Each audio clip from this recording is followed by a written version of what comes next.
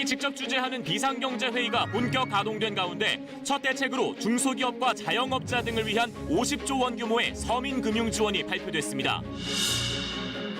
코스피 1,500선이 무너지는 등 증시가 급락하면서 코스피와 코스닥에 한때 거래 중단 조치가 내려졌습니다. 금과 채권 가격도 크게 떨어졌습니다. 오늘부터 특별 입국 절차가 모든 입국자에게 적용되기 시작했습니다. 이란에선 우리 교민 80여 명이 정부 전세기를 타고 오늘 귀국했습니다. 오늘 전국을 휩쓴 강풍으로 곳곳에 산불과 시설 피해가 잇따랐고 선별진료소 상당수도 철수했습니다. 울산에선 산불을 끄던 헬기가 추락해 한 명이 구조되고 다른 한 명은 실종 상태입니다. 대구에서 폐렴 치료를 받다가 어제 숨진 17살 고등학생은 코로나19 최종 검사에서 음성 판정이 나왔습니다. 장기 화국면에 접어든 코로나 사태 대처 방안을 전문가와 함께 짚어봅니다.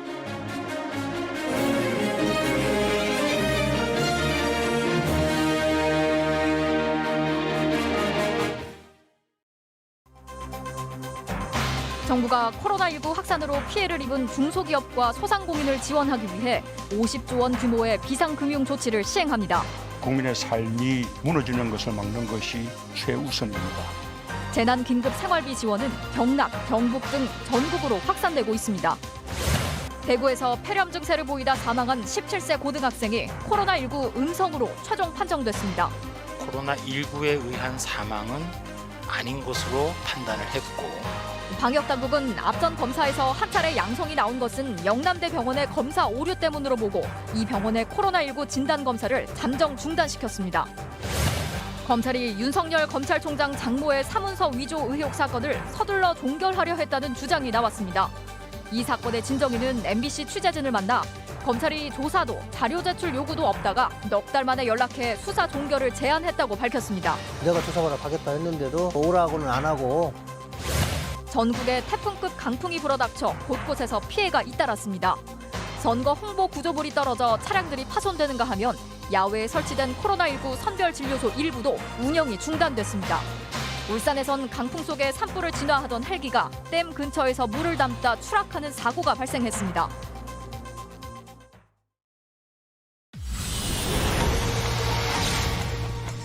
코스피가 7거래일 연속 폭락하며 10년 8개월 만에 1,450선까지 떨어졌습니다.